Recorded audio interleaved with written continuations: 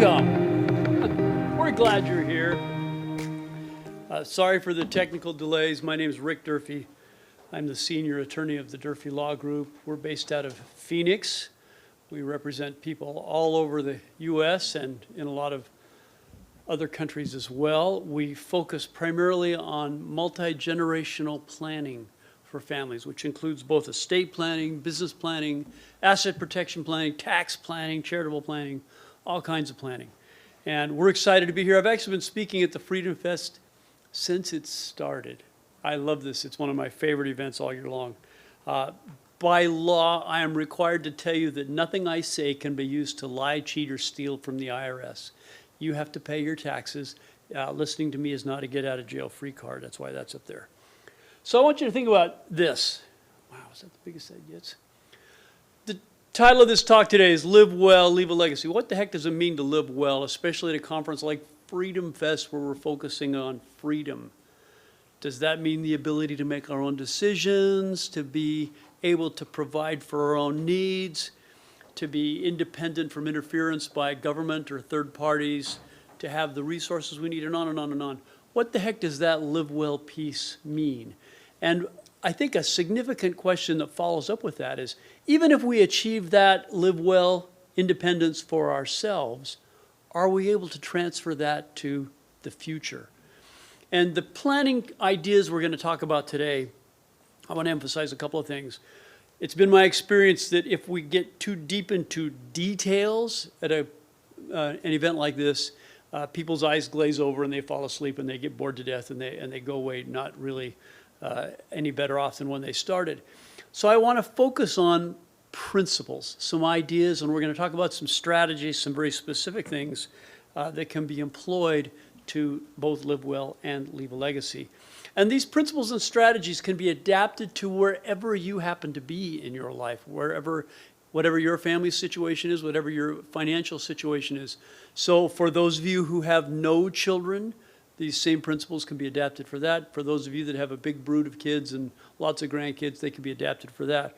For those of you that have a very simple estate, it'll work for that. For those that have complicated business and property issues, it'll work for that. So, and by the way, I'm going to leave some time at the end for questions and answers. So if you have questions, think about them. And I'm going to add this one thing. As we sit here today, we're going to spend the next 50 minutes together. We don't want that to be a waste of time. Here's how it to be valuable for you and me both. During the course of this time when we visit together, you're going to have some ideas come into your mind. I really should, and then something's going to come into your mind, whatever that is, and it'll be different for each of you. Whatever that is, I encourage you, write it down so you can remember it, and then do that, whatever it is. So with that, I want to kind of begin with this money thing. Here we are at FreedomFest. We talk about politics and government and policies and our personal lives. We're looking at how do I make my personal financial life fit into all the turmoil and chaos and volatility that we see in the world around me? How do I plan for the future? And a couple of things about money. Everybody wants it. People who say they don't want money will lie about other stuff. But not everybody's able to make it. It's hard to make it. And even if you're able to make it, it's hard to keep it. And even if you keep it and do well during your whole lifetime, it's really hard to pass it to the next generation. And hardest of all is passing wealth to future generations without messing them up. We're going to dig into this a little deeper. You've probably observed this. You know that there's something out there called a trust baby. And if somebody's called a trust baby, that's not a compliment. That's usually an insult. It means what? That they're self-indulgent, that they live on somebody else's money, they don't produce anything useful, and they make really catastrophically stupid life decisions, like showing up in public with no underwear on. It's just not a good thing to be a trust baby. At the same time, and this is interesting, there are families that have, for many, many generations over the span of hundreds of years, been able to create enormous fortunes, protect and preserve those fortunes, pass them on to future generations, and turn out generation after generation of highly productive, powerful, effective individuals. And oh, by the way, the families that do that best are often not on the radar. They're not the ones that you read about in the media. So the goal of the kind of planning I do as an attorney and that we focus on is to get people as far up that money pyramid as we can. We want you to make good money. We want you to keep it. We want you to be able to enjoy it during your lifetime. That's the live well part. And then the leave a legacy part is not just leave money to kids. In fact, one of the worst ideas that comes out of estate planning is that this is a way to give my children money. That is not healthy or positive. So leaving the legacy, there's a financial component to that, a property component to that necessarily. But for it to actually be a legacy to future generations, whether it's your own children or nieces and nephews, or you have no children and just want to make the world a better place, there's some principles and there's some ideas we need to follow. And I should mention, by the way, all of you, when you came in the door, you should have gotten an evaluation form. We invite you to fill that out. I was supposed to say this earlier. If you fill that out and turn that in, we will give you a free copy of the Bombshell Battle Plan written by my friend and compadre, David and Todd Phillips. Todd is in the back here. Hi, Todd. And you can come see us at our booth, 423. We invite you to do so, and we invite you to come visit with us. We can visit with you here. While we're here, we're going to be here for the duration. But we can also set appointments and talk if you need to schedule a specific time. Just come and catch us between things. So guess what? We are on the verge of the largest transfer of wealth that we know about in human history. More money is going to fewer people than ever before. And in spite of that huge amount of money that is passing, only 57% is going to make it to Generation 2. And out of that amount, only 10% makes it to Generation 3. Well, what happens to it? Where does it go? And why does it not stay in the family? And even when it does stay in the family, why does it do bad things to the family? And how can we both maximize the amount of wealth that stays in our family and grows and is protected, and minimize the damage it does to them, so that receiving that inheritance, whatever it is actually a good thing and not a bad thing? And we want to focus on that. And by the way, that's a different way of thinking about estate planning than other people generally think about. So I'm going to introduce some ideas here, and I want you to think about this, because this is really funky. A lot of people get tripped up on this. What's better, tax deferred or tax free? I hear people say all the time, oh, I have an IRA and it's tax free. No, it's not tax free. IRAs, traditional IRAs and 401ks are tax deferred. Even annuities. Oh, I have an annuity, it's tax free. No, it's tax deferred. There will be a tax. And when that tax is paid, will determine the rate at which it is paid. So timing the tax and timing the rate is pretty significant. So there's all these kind of taxes that we don't think about because they happen a long time in the future. And here's some of the big ones. Capital gains tax. We don't think about capital gains tax today because if I don't have a taxable event, if I'm not selling that highly appreciated asset, I don't pay it. So it's kind of, out of sight, out of mind. We don't think about it. Same with estate taxes. Who's going to pay estate taxes? Dead people. How many dead people do we have here today? Raise your hand if you're dead. Nobody raising their hand. Bummer. Okay. Actually, that's a good thing. Thank you. No dead people allowed, please. And then overfunded retirement accounts. That's an interesting idea. How can you have too much money in your retirement accounts?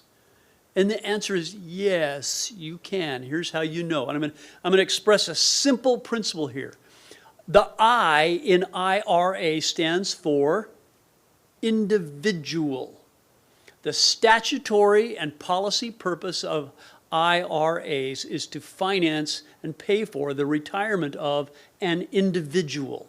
And we will include in that individual a married couple. So husband and wife, or whatever the married couple configuration is, a married couple can support each other with that IRA. But if you have more money in the IRA than you need to pay for your retirement, it's overfunded.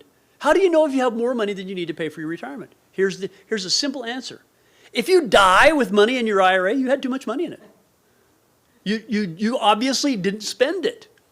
IRAs are the least tax-efficient vehicle on the planet to transfer wealth. And the efficiency, the tax efficiency of IRAs is getting worse, not better. Because the politicians know this. They know that, hey, guess what? This money you have in your retirement accounts, it's partly the government's.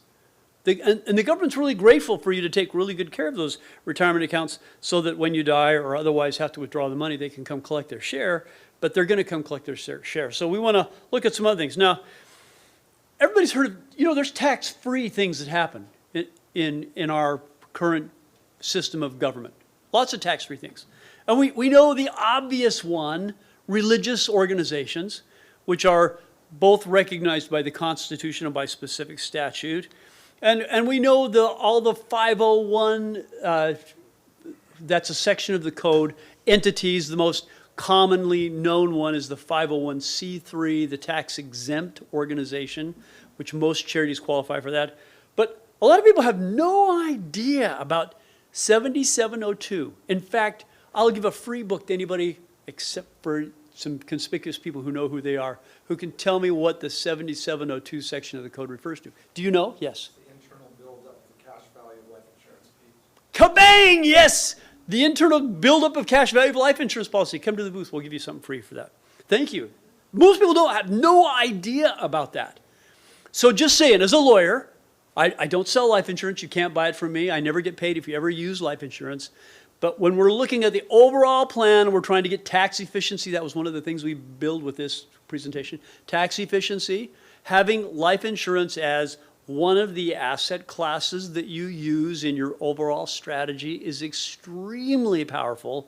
And in fact, some of the literature that you're going to get when you come to our booth and some of the things we'll talk about as we visit privately will focus on how do you turn otherwise taxable things into non-taxable things.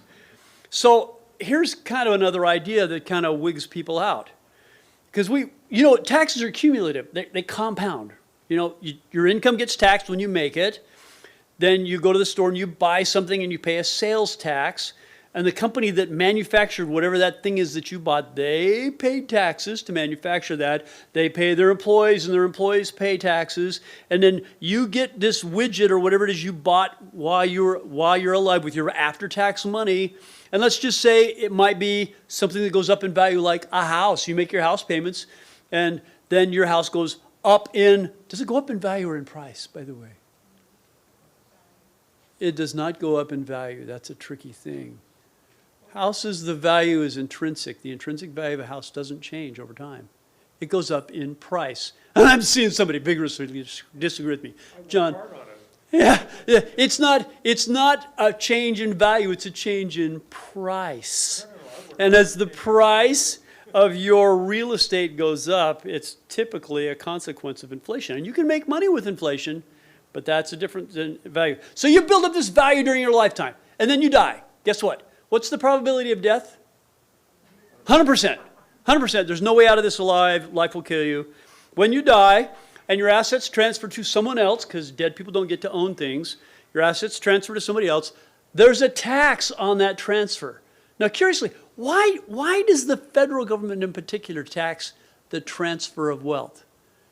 And the answer is, interestingly enough, constitutional. Here we are at FreedomFest. It's constitutional. The federal government is not allowed to tax property. That function is left to the states. But they can tax the transfer of property.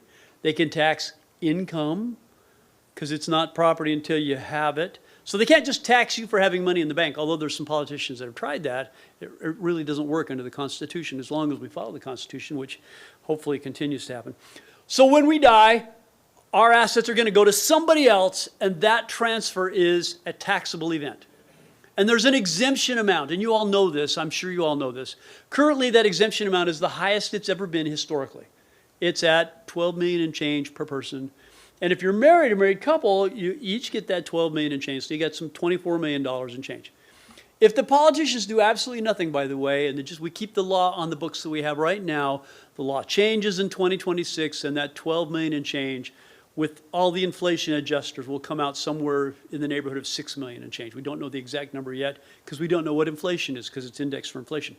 So unless you're feeling lucky and you're going to die before 2026, with the law on the books right now, the exemption that you have to plan for is about $6 million each. Again, a married couple double that.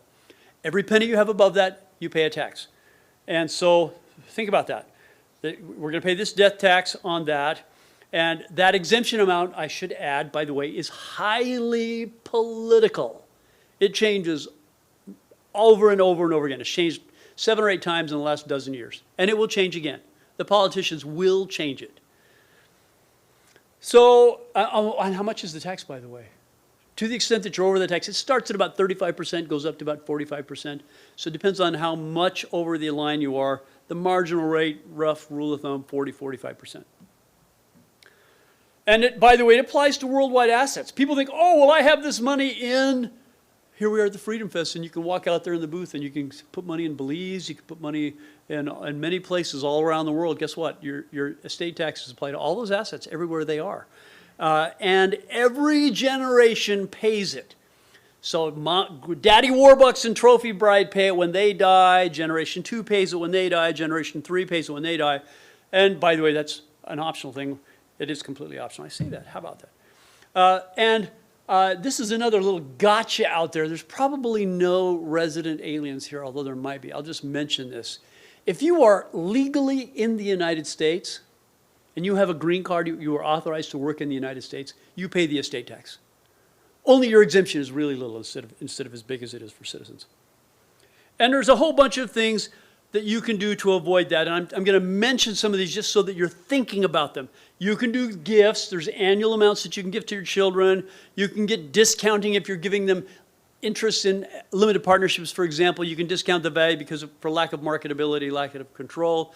You can do sales to defective trust. And if you don't know what some of these things are, come talk to me. The Sam Walton move, I really love this move. I got to tell you just this briefly, this story. Everybody knows who Sam Walton is, right? Richest guy in the world when he died.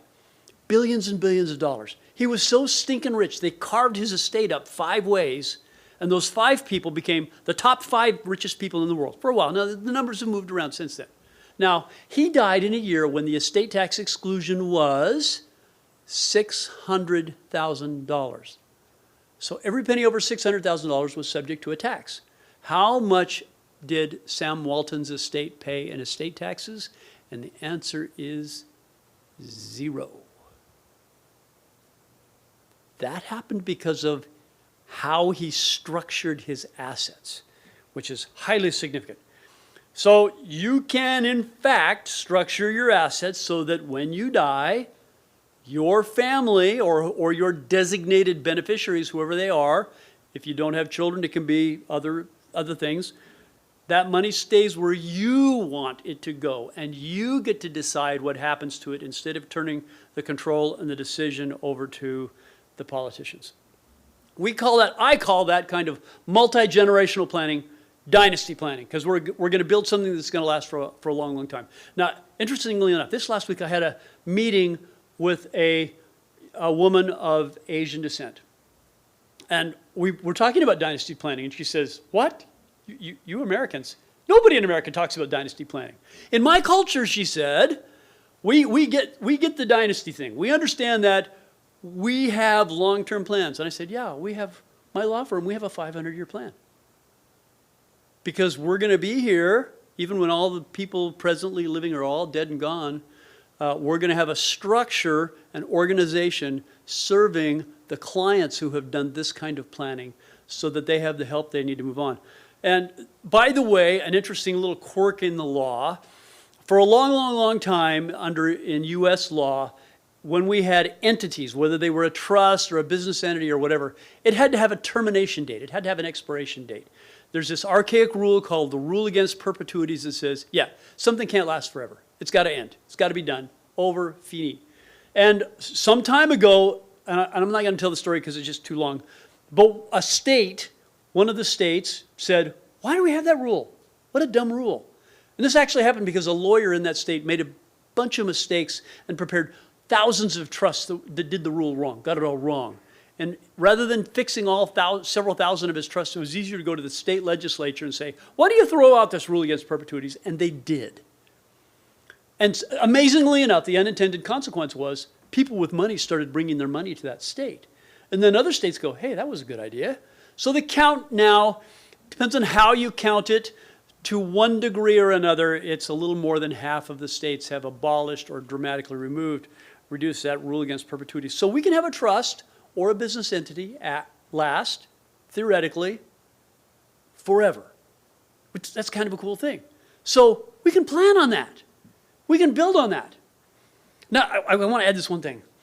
Some time ago, I was with my family in Egypt, and we had this really cool tour guide, and he brings us to this big monolith. It was a piece of rock about 8 feet wide and 2.5 feet thick and about 14 feet tall.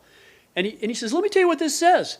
And he said, this rock says, from here to the Nile River, this land belongs to, and he named this guy, I don't even know who it was, this ancient Egyptian. It belongs to him and his descendants, tax-free in perpetuity forever. I was always kind of blown away by that. Hey, that's a dynasty trust. That's a perpetual trust. Where is this dude? Nobody knows. He's been gone for thousands of years. But the point is, even back then, they were thinking about this. So do we really know what's going to happen thousands of years from now? No. But can we plan for it? Can you think of any human institutions that have been here for 100 years, 200 years, 500 years, 1,000 years, a couple thousand years? There are some. What enabled them to last? What enables them to persist? Yeah, you get all that. Let me move on here. So, one thing I want to introduce here. Here's an idea, a concept that we're going to introduce, and that is the idea of a dynasty trust. And we're going to unpack this a little bit. But very specifically, a dynasty trust is a trust that plans to work, to function, to do its job for a long, long, long time, for multiple generations. And this is kind of like, the reason I got this ladder against the wall here, tactics are knowing how to climb the ladder.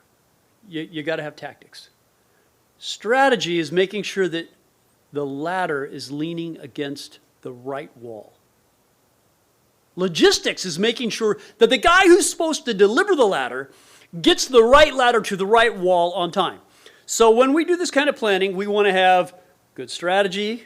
We want that ladder on the right wall. We want to know tactics. We need to know how to climb it. And we want to make sure that the right ladder gets to the right thing at the right time. So here's some ideas with dynasty trusts, and I want to fit them into a context because the dynasty trust doesn't happen in a vacuum. It's related to things. We call that integrated planning. If you look on my business card, you'll see integrated planning. Here's what we mean. And these are not specific entities necessarily. These are ideas. How they're implemented at any particular family or business situation will be different. But with the dynasty trust is where we have succession, where we're going to build this structure so it lasts as long as you want it to. The family office, anybody here with a family office that's willing to admit it? Okay. Family office is an up-and-coming thing. The more wealth you have, the more you'll want and benefit by a family office. That's where we have control, generally. The family bank is where we have ownership and equity. And the family foundation is where we have influence. So we're going to talk about these 4 things in some detail, specifically as it relates to living well, leaving a legacy, minimizing taxes, family succession, and protecting assets. So most traditional estate planning, in fact, I'm going to guess here, if you're a typical audience, probably 60 or 70% of you have a trust. There's a certain percentage of you that don't even know what's a trust. And even those of you that have a trust, more than half of you that have a trust, your trust is badly out of date and hasn't been reviewed for a long time. So trusts are pretty common. What the heck are trusts? A trust is a vehicle to manage property. And it's a contract that controls property over time. As a contract, there's 3 parties: the grantor who creates the trust, the trustee that runs the trust, and the beneficiaries who enjoy the trust. And with traditional estate planning, that trust looks at and focuses on death. What happens when the owner of the trust dies? And there's, in fairness, these tools that I've got up here that I've listed here, a trust and funding the trust and the pour-over will and powers of attorney and all that kind of stuff, everybody needs those. Those are good things to have. But I want you to think about this.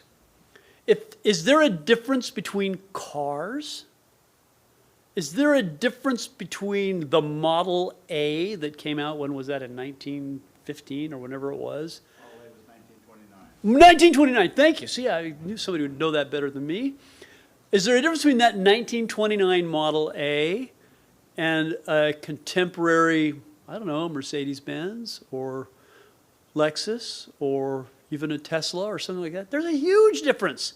They do different things. So today, we can do things with trusts that are way more powerful, way cooler, way more durable, that give us far more benefit than we used to do. So I want to specifically lay this out. Death-focused estate planning. I often call these documents single-use, throwaway documents. We use them during the lifetime of one person, then we toss them out. So they're focused on death. When somebody dies, we're going to divide it all up. We're going to dump it out. We're going to give it to the kids. Yeah, mommy and daddy are dead. Give the kids the money. And we're going to defer all the tough decisions. In fact, I've been to continuing legal education seminars for lawyers, and they say, oh, this is a really hard decision to make. And if you try to explain this to your clients, they won't understand it. So just leave that out of the trust. And you can either rely on the state statute, or you can go to court and litigate to have a judge decide after mommy and daddy are dead, because it's much easier then. And oh, by the way, the lawyers make a lot more money. I just really detest it when lawyers don't make the hard decisions. And there's going to be fights. What's the probability of a fight over the estate of someone that has died? How often does that happen? Just saying so that you know. The percentage rate, the fight rate over estates is about the same as the divorce rate. Slightly more than half the time estates end up in conflict. So what happens to the stuff? It goes away. This is why only 57% makes it to generation 2 and only 10% makes it to generation 3. They divided it up. They ripped it all to pieces. They fought over it. The lawyers got a big chunk. The IRS got a big chunk because they weren't planning. Now, does this happen, by the way, does this happen because the tools were bad? I don't think so. It often happens because the family's catastrophically unprepared. So, that last thing. The family then becomes dependent. This is my D list, death-focused, all the Ds. They become dependent. They become entitled. Oh, that's my money, I'm entitled to it. And when their inherited money runs out, they look to some other source for the entitled benefits that they think they ought to get. The government, or, hey, I'll persuade the politicians to steal money from my neighbor and give it to me because I'm obviously entitled to it. My neighbor has more than they need, so it's only fair that the government should take their money. Can I say something like that at FreedomFest? I can, right? Okay. So that happens. So what's the difference with dynasty estate planning? Well, let's contrast that. Instead of being death-focused, it's going to be a living, dynamic plan. What does dynamic mean? It means it's going to change over time. If you're alive, the probability of change is 100%. So a living plan is going to change over time. We're not going to divide it up. We're going to keep it all together. We're not going to let them split it up. And we're not just going to dump it out and give it to the kids. We're going to save it. We're going to set it aside. And we are going to go ahead and make the tough decisions, but more importantly, we're going to help generation 2 and 3 learn how to make tough decisions so that when the decisions that we have never even thought of yet come up in the future, they'll know how to make them. Instead of fighting over it, we're going to help them collaborate and work together. And instead of just diluting it until it's worth nothing, we're going to grow it, build it, make it bigger. And lastly, we're going to help the family be self-governed. Now, here we are at FreedomFest. Is self-government a good thing? Would you rather have the people who receive your estate make their own way in the world and make their own decisions and govern themselves? Or do you want a court or a judge or even you to tell them what to do?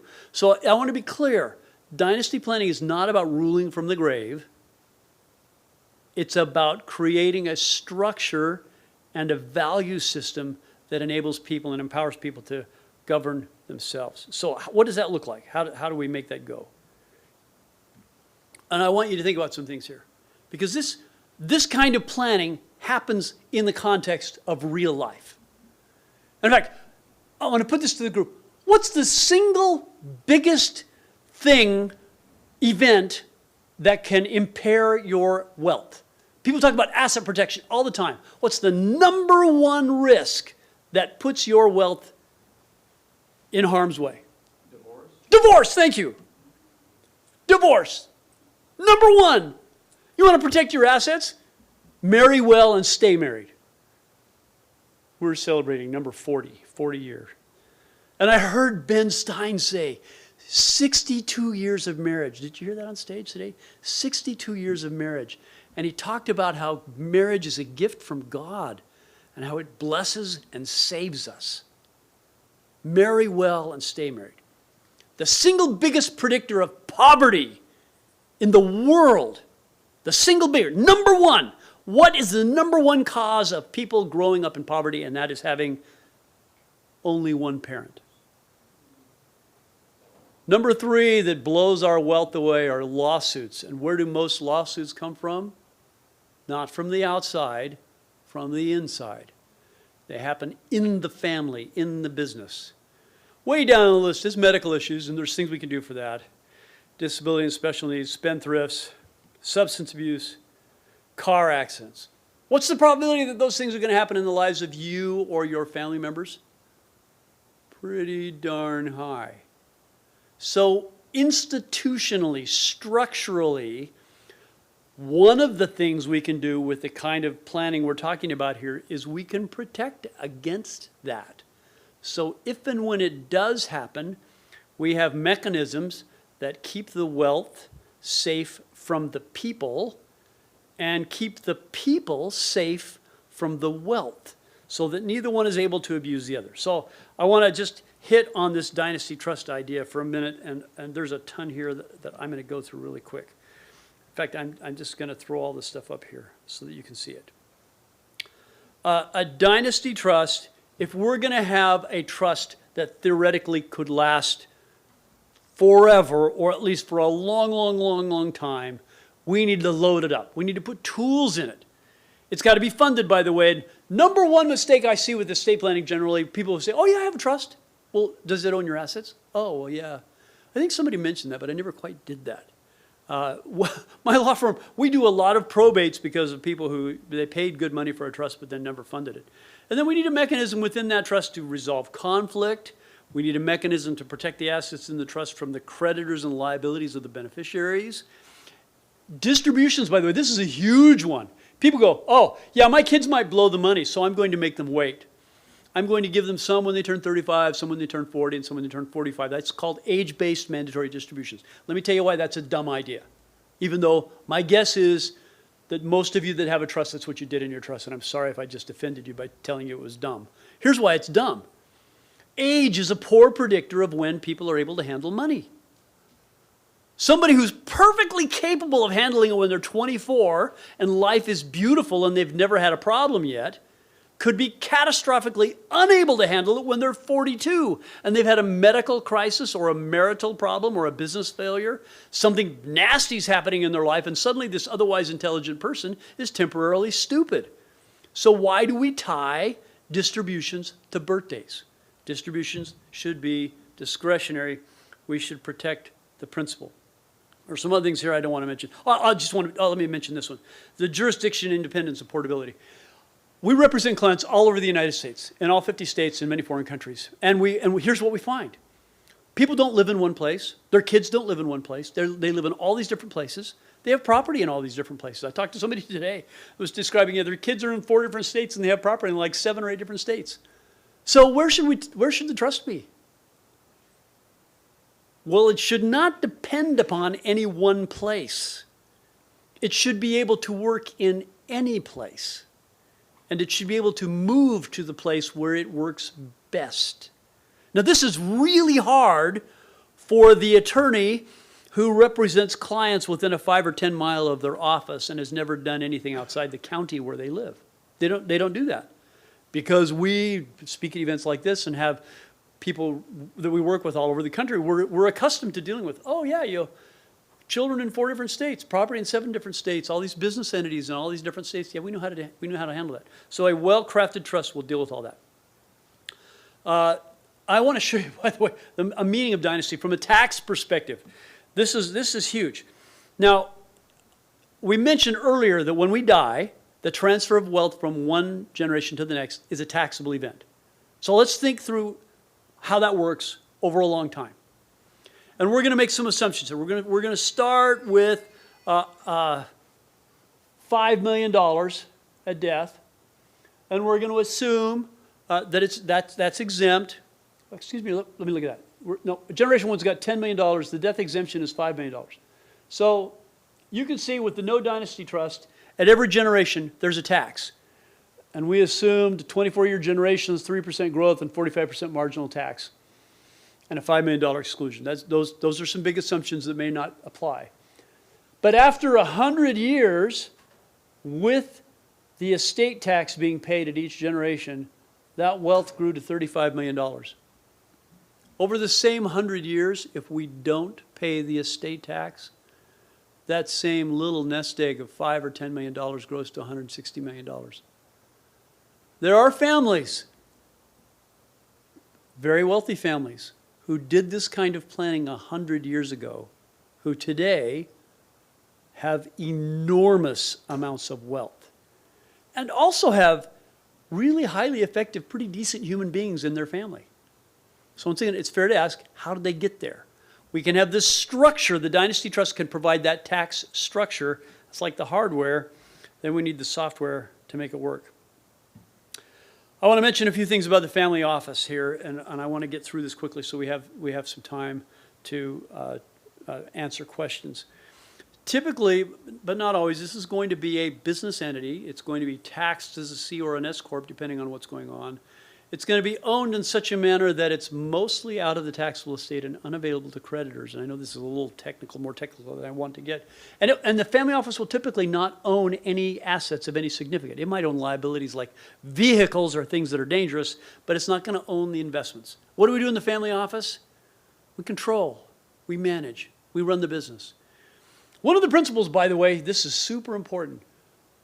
One of the things that families do that successfully create long-lasting wealth is they give young people in the family at an early age positions of responsibility and leadership.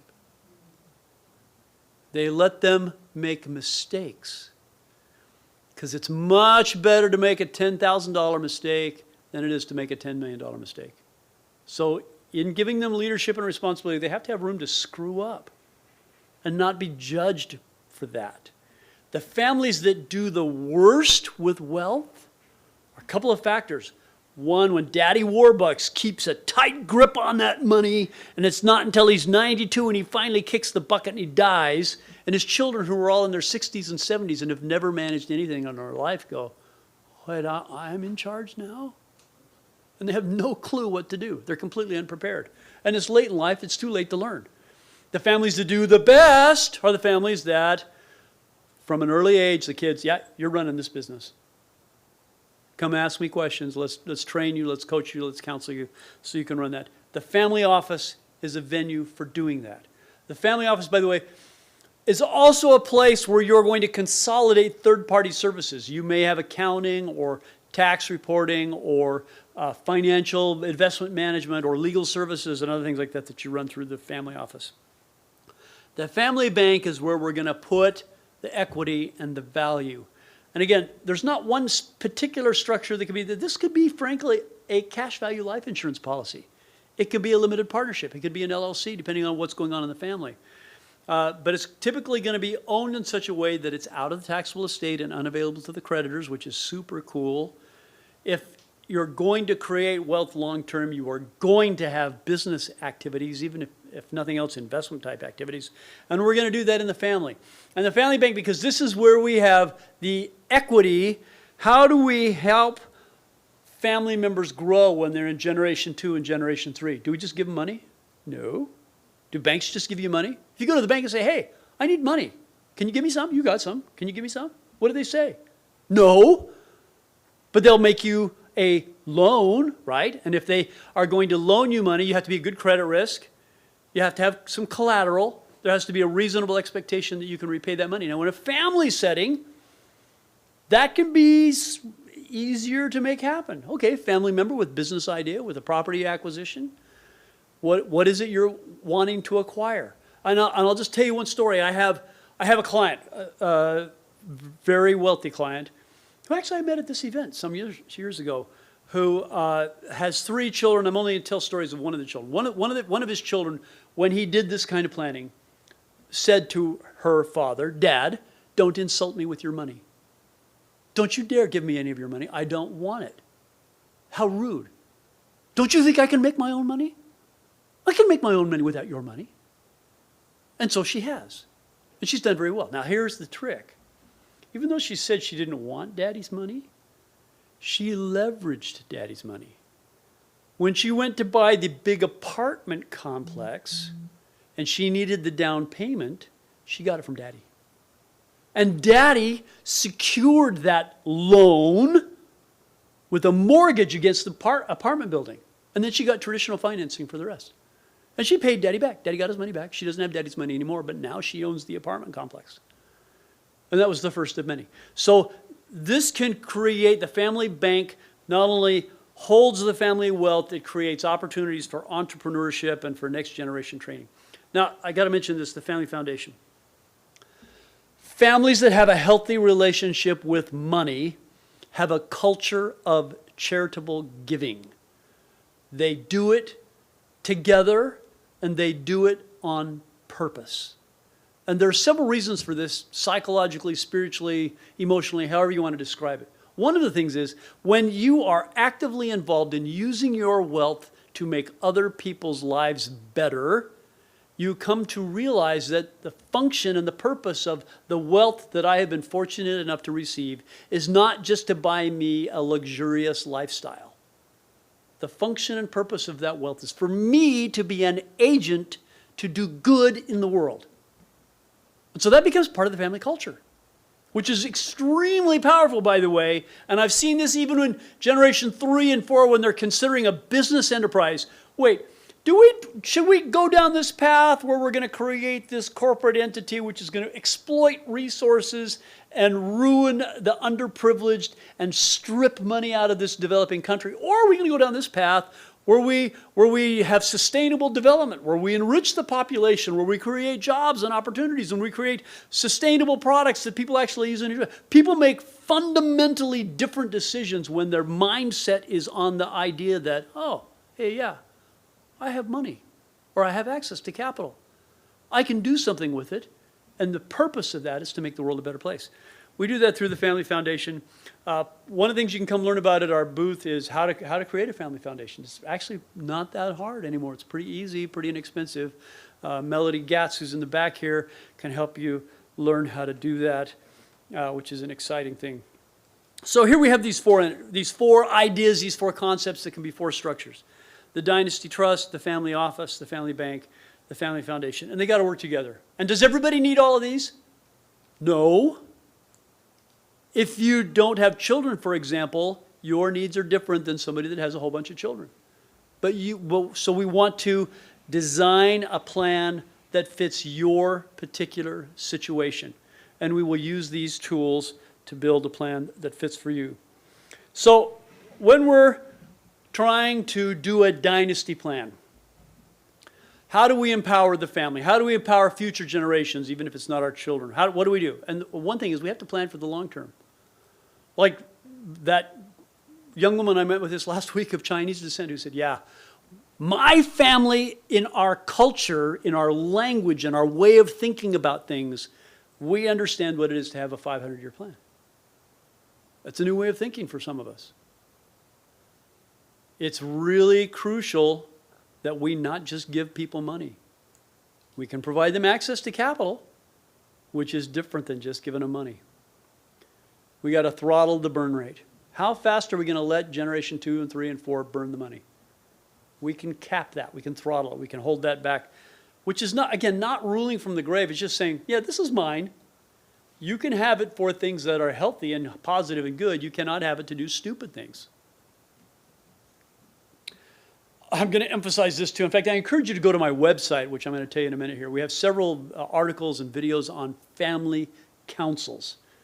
Everybody gets it. If you're going to have a big company, you're going to have like a board of directors, right? Even depending on the corporate structure, a board of directors. And what do? They counsel. They set policy. They set goals and strategy. And they hire the people that run the country. Your family, if you're going to create long-lasting wealth, if you're going to train generation 2 and 3 how to function as adults in a big world with scary things happening, you need to be functioning as a family council. And there's some very cool materials on our website about how to do that. And that's something, by the way, we help families do. That's part of the consulting and services we provide. You got to keep them out of the courtroom. You got to have a family business. If you don't own a business, you're paying more in taxes than you need to. And we mentioned putting family members to work early and growing things and create a culture of charitable giving. All these things we've mentioned, we've talked about, this is kind of a summary a little bit here. All of these things can help you and your family live well and leave a legacy. And here's the deal. So much of planning, business planning, tax planning, estate planning, all this planning focuses on the money. We like to turn that around and focus on the people. We still need structures. We still have to make financial decisions. We still have to have investments. We still have to have trusts and LLCs and limited partnerships. But when we build those and design those and structure those from the perspective of what's going to be best for the people instead of what's going to be best for the money, it completely changes what the structure is that we end up with and how we use it in the process.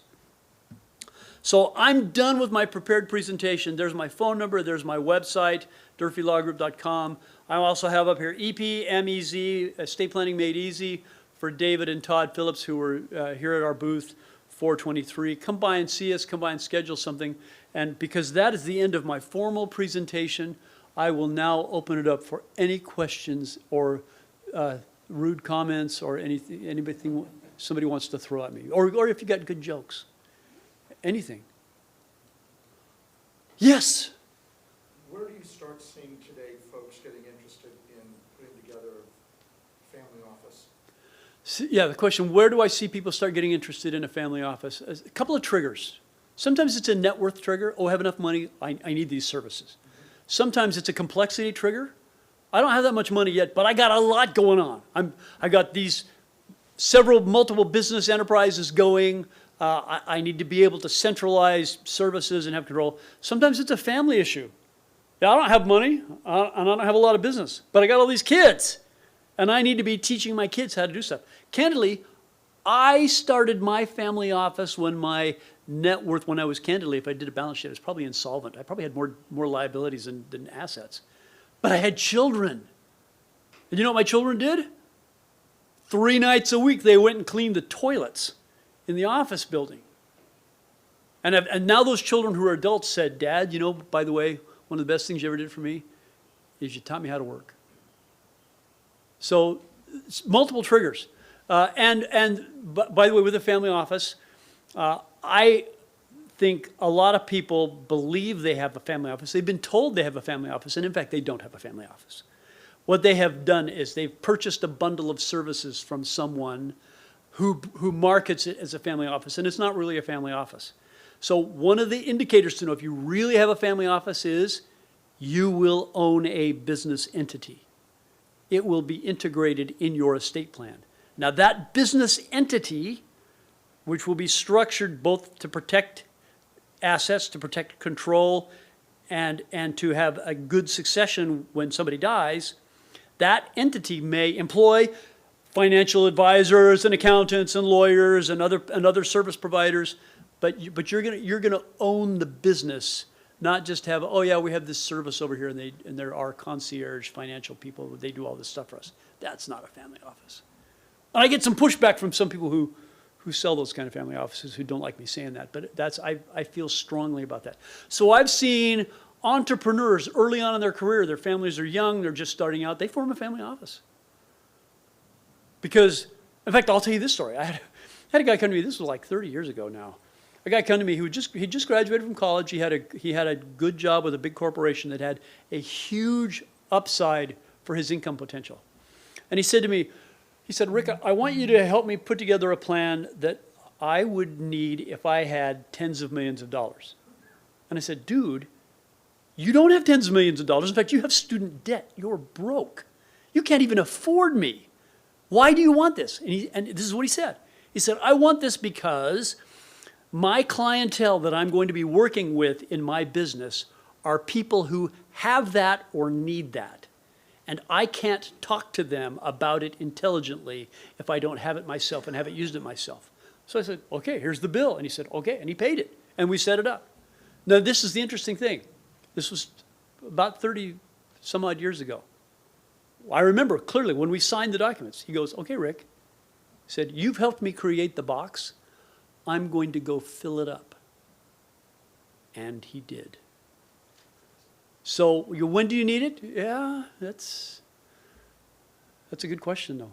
Other questions? Yes? I was wondering about the family bank. Is that a legal construct, or how do you fund the bank, or how does it compare to a typical bank? Great question. It's not actually a bank, because an actual bank is a regulated entity that has to comply with both state and federal rules. So we don't want to be subject to those rules. But it is the place where we put the good stuff, where we put the cash, the investments, the portfolio assets, the rental properties, the business things, and what entity is appropriate kind of depends on where you're at and what you have. So for example, in a very simple situation where all you have to work with is some excess cash, your family bank might be a cash value life insurance policy. In a different situation where we're doing asset protection and there's rental properties and there's portfolio assets and there's different partners in different deals, it might be a limited partnership or an LLC.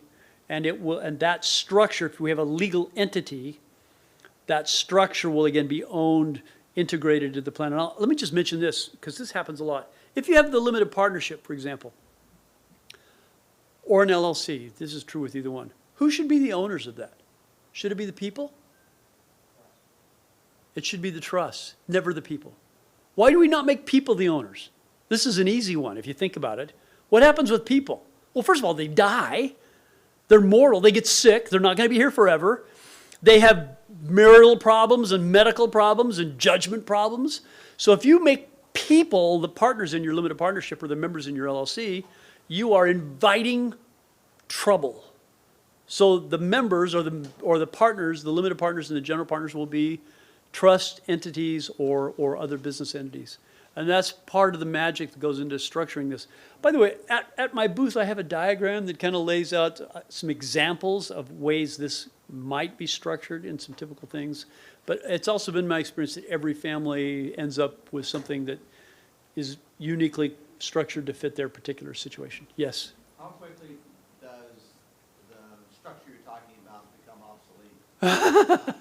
So, a great question. How quickly does the structure become obsolete? That is a great question. We have to be, I mentioned in the beginning, it's a living in a dynamic structure. So we have to be responsive. The tax laws change, family members change. So I have had families, let me give you, because I've been doing this long enough, where we set up structures in the 80s or the 90s, and then their family moved on.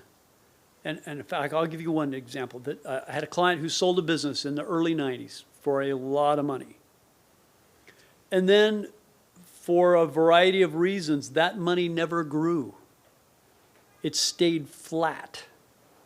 There were some investment decisions, there were some family dynamics going on, and there was never any new structures. So things that we did in the 90s to prevent estate taxes, 30 years later, we unwound. We said, yeah, you don't need that anymore. We needed it then, 30 years ago. It was important then, but it's not needed now. So we actually simplified it and rolled it into a single entity. Now there's a single trust that has all the assets of what used to be in 8 or 9 different entities. So sometimes we go down, we simplify. Other times, in fact, these young entrepreneurs are like this. They go, yeah, 3 years ago I had 4 entities. 2 years ago I had 12 entities. Last year I had 19 entities. This year I think I'm going to have 32. Oh, we're constantly changing those. So obsolescence depends on the the trajectory. Are we going up or down in value? The family, is the family growing? Is the family not growing? You know, if we run out of people, I've had that happen too. Whoa, you know, there's only one person in generation 3. We can simplify a heck of a lot for that one person. Or on the other hand, some of these big families in the Rocky Mountain West, they go, yeah, now there's 96 people in generation 3. Well, okay, we need to do something about that. So, yeah, obsolescence is an individual thing. Other questions? Well, I think we're over time, by the way. Anybody who needs to leave can. You will not offend me if you get up and walk out. I don't think there's anybody after us in this room, so unless somebody comes in here and yells at me, we'll keep going as long as people have questions. Yes? Yeah, how do you keep the assets in the family bank out of the estate? How do you keep the assets in the family bank out of the estate? I love that question. Thank you for asking that question. On my diagram here, this thing that, let me back up here, see if I can go back here. I want to show you, oh, I'm going to come back here. Oh, yeah, see that? See where those Dynasty Trust, one is blue and one is green? And if you come and see the diagram I have at my booth, we have a revocable trust that will be in the taxable estate and one or more irrevocable trusts that will be out of the taxable estate. And we structure as many assets in that irrevocable trust as it makes sense to do so. So just saying, Sam Walton, that Sam Walton move we mentioned, part of what he did is he had a series of trusts and limited partnerships which he controlled, but the equity was outside of his taxable estate. So if we're starting a new deal, so my daddy Warbucks clients that have hundreds of millions of dollars or billions of dollars, and they go, yeah, I got a new idea, and I'm going to make another $1 billion. We go, okay, let's structure that so that it's not in your taxable estate. And we can do that. Just kind of to get a little technical, we could have the general partnership interest where we have control, for example, owned by the family office, so Daddy Warbucks controls it, and the limited partnership interest completely owned outside the taxable estate by an irrevocable Dynasty Trust, and we can capitalize it with loans from other sources, and then we can, that next $1 billion, when Daddy Warbucks dies, is going to be completely tax-free to his heirs. I don't know if I answered your question, but I tried to. Other questions? We doing okay? So, hey, you've been a great audience. I really appreciate the opportunity to speak to you. Come by and see us at the booth and come make an appointment. We'll be here for the rest of the time. We're here, and I'd love to visit with anyone. Thanks.